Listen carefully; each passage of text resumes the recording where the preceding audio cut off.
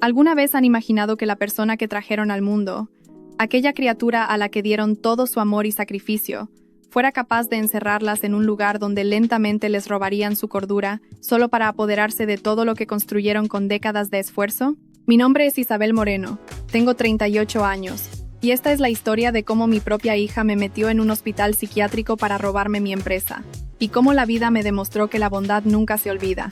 Todo comenzó una mañana de octubre en mi piso del barrio de Salamanca, en Madrid. El sol entraba por las ventanas del salón mientras yo revisaba los estados financieros de mi cadena de restaurantes, Sabores de España. Durante 15 años había construido este negocio desde cero, comenzando con un pequeño bar de tapas en Lavapiés, hasta convertirlo en una marca con 12 locales en toda la Comunidad de Madrid. Cada restaurante era mi orgullo, cada empleado era como de mi familia. Mi hija Sofía llegó esa mañana con 2 cafés de la cafetería de la esquina. Tenía 29 años, pelo castaño largo como el mío, y esos ojos verdes que heredó de su padre.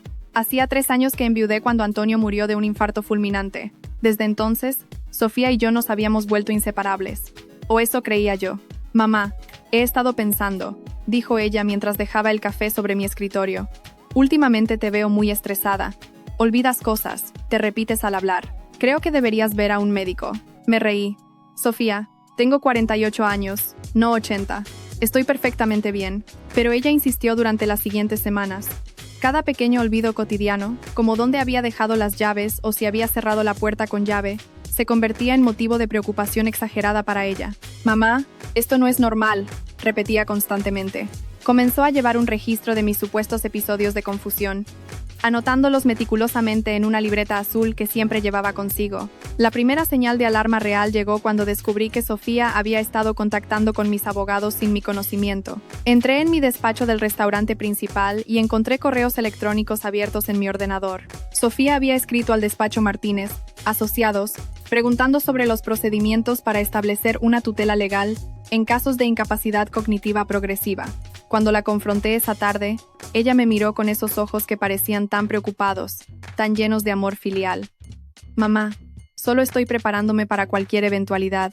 Papá murió sin testamento en orden, y no quiero que nos pase lo mismo. Te amo y quiero protegerte. Sus palabras me ablandaron. Tal vez estaba siendo paranoica. Tal vez realmente era solo una hija preocupada por su madre. Pero algo en mi interior, esa vocecita que las mujeres aprendemos a escuchar después de años de experiencia, me decía que algo no estaba bien. Una semana después, durante una reunión con nuestro director financiero, descubrí la verdad. Javier, quien llevaba conmigo desde el segundo restaurante, me entregó unos documentos con cara seria. Isabel, necesito que veas esto. Tu hija ha estado preguntando por las cuentas offshore, las propiedades, todo. Me pidió que preparara una valoración completa de la empresa. Cuando le pregunté para qué, me dijo que había un inversor interesado en comprar la cadena completa, un tal grupo gastronómico mediterráneo. Los investigué, Isabel. Son tu competencia directa. Han estado intentando entrar al mercado madrileño durante años. Sentí como el suelo se movía bajo mis pies. El valor estimado de mi empresa era de aproximadamente 8 millones de euros. 8 millones que había construido con mis propias manos, con noches sin dormir, con sacrificios que mi hija nunca conoció, porque yo me aseguré de que tuviera una vida cómoda.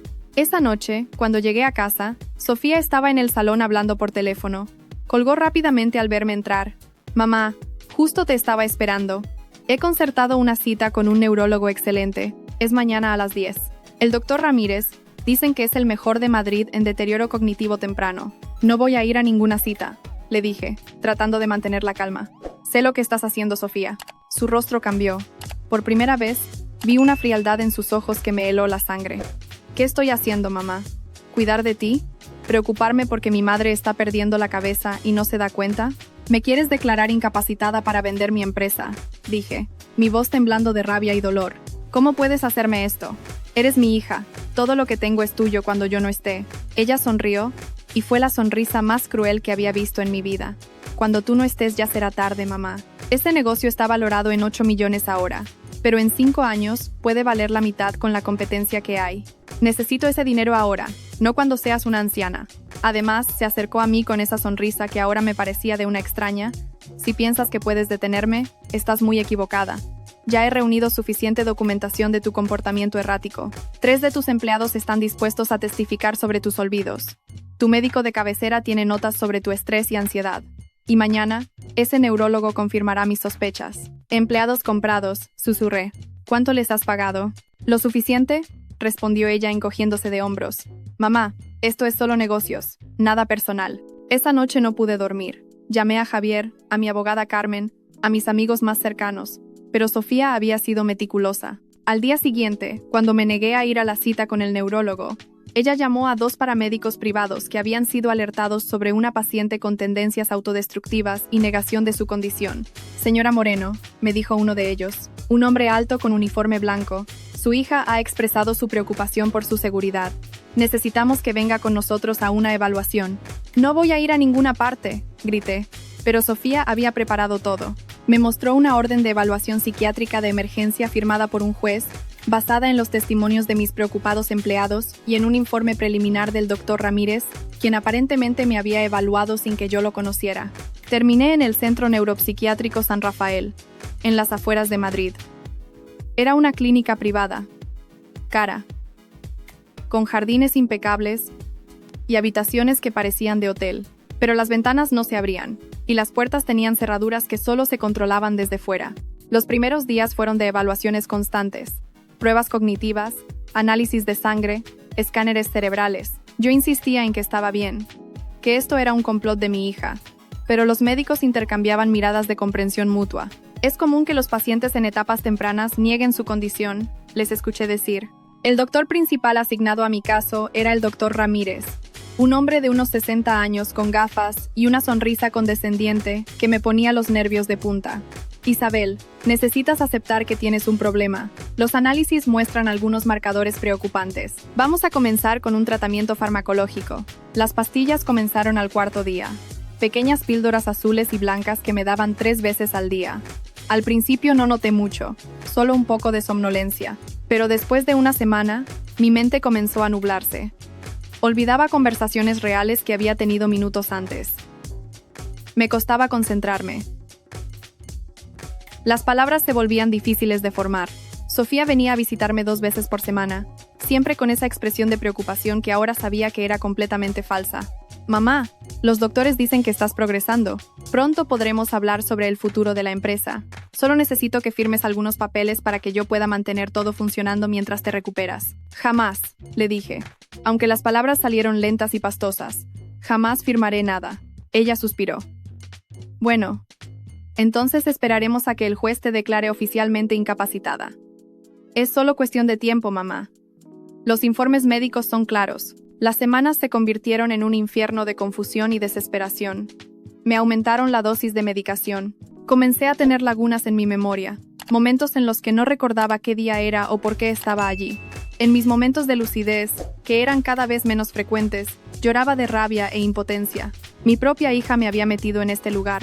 Me estaba drogando hasta la inconsciencia, y yo no podía hacer nada para detenerla. Fue en mi 5ª semana allí cuando conocí al Dr. García. Era joven, unos 35 años, con el pelo negro y ojos oscuros que me miraban con una intensidad que no había visto en ninguno de los otros médicos. Llegó como parte del equipo de neurología, supuestamente para una segunda opinión sobre mi caso. Una tarde, mientras yo estaba en el jardín interior del centro, sentada en un banco intentando recordar el nombre de mi restaurante favorito de la cadena, él se sentó a mi lado. Señora Moreno, dijo en voz baja, necesito que me escuche con atención.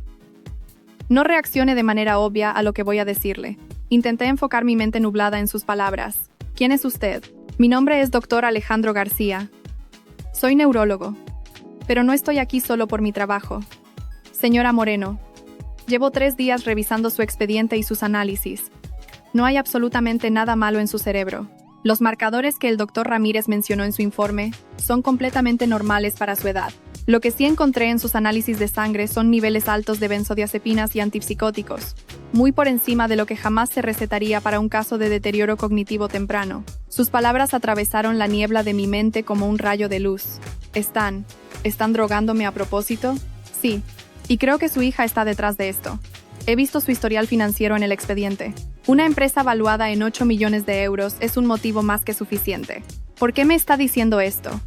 Susurré, lágrimas comenzando a correr por mis mejillas. ¿Por qué me está ayudando?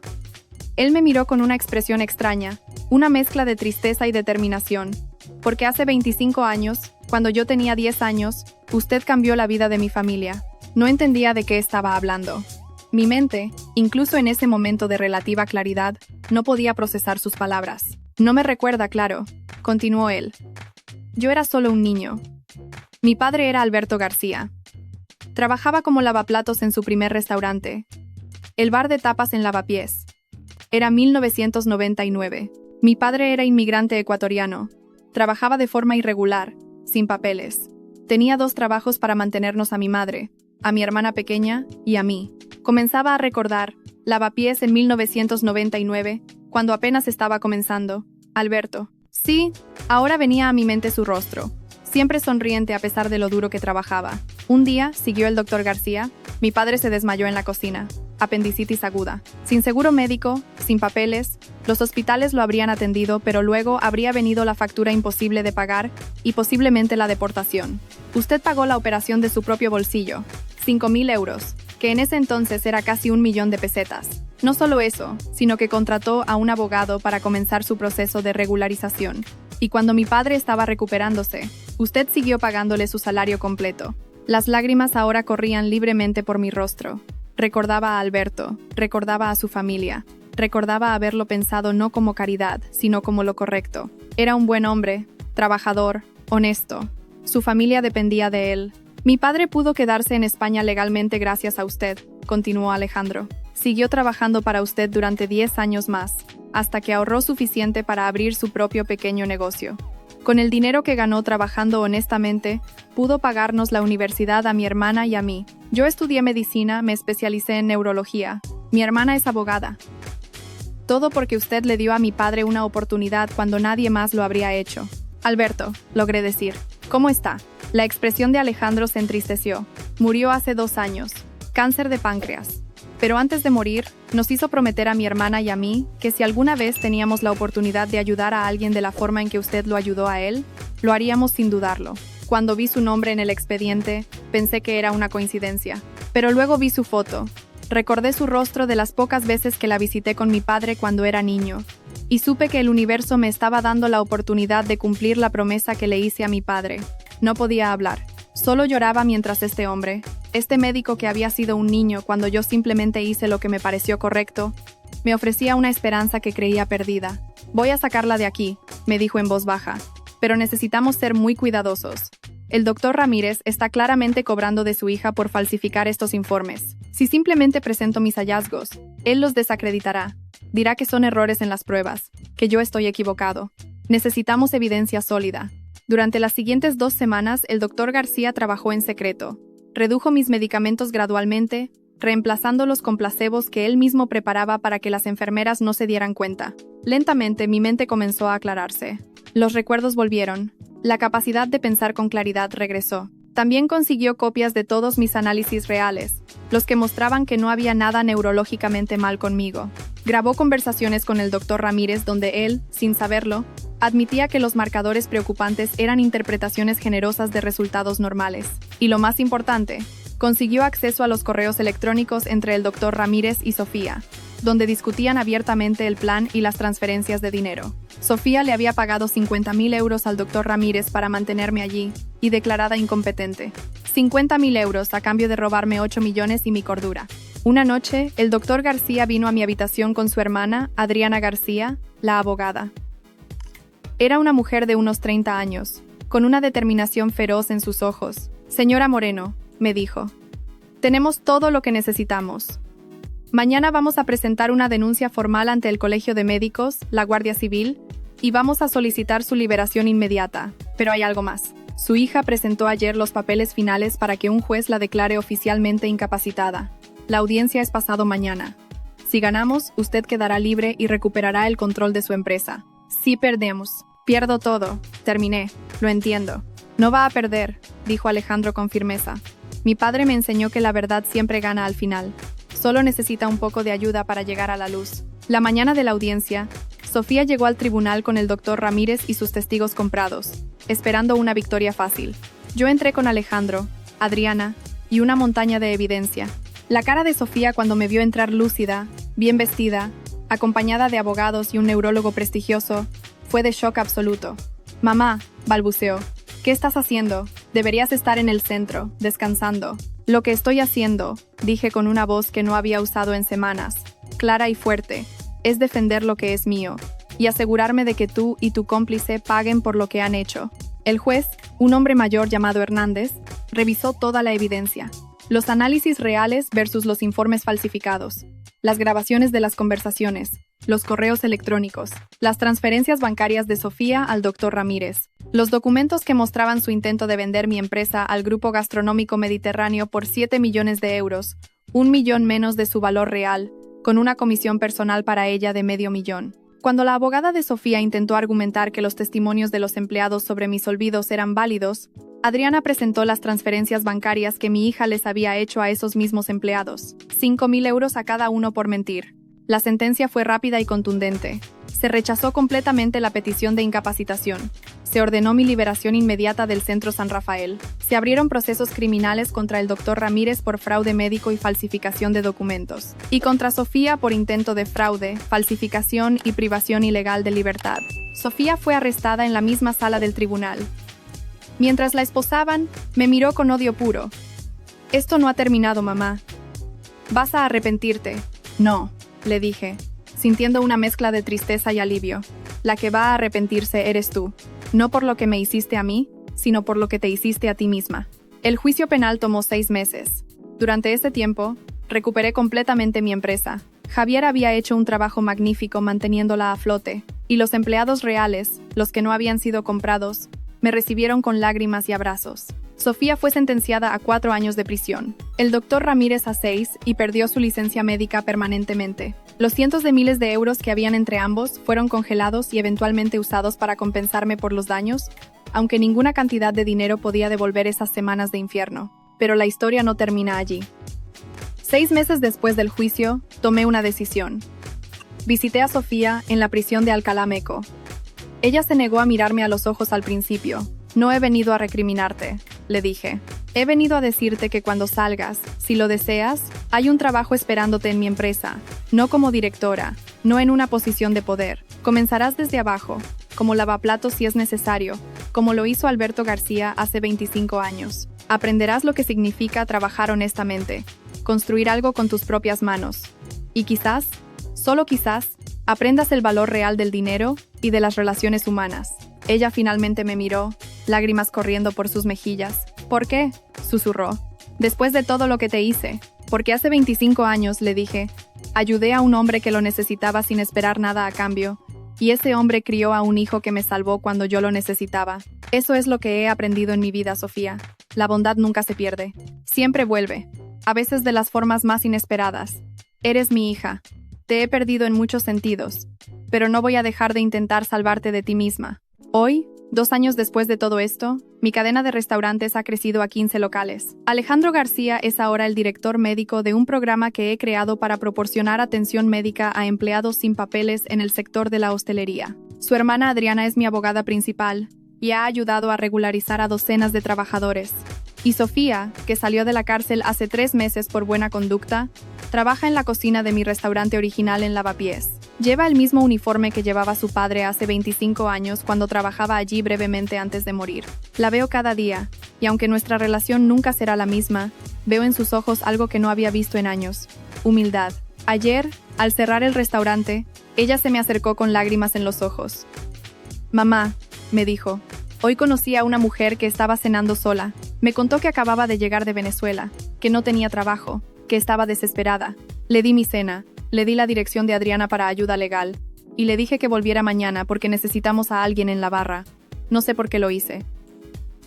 Solo sentí que era lo correcto. La abracé, y por primera vez en años, sentí que tal vez, solo tal vez, mi hija realmente entendía la lección que la vida había tratado de enseñarle de la forma más dura posible.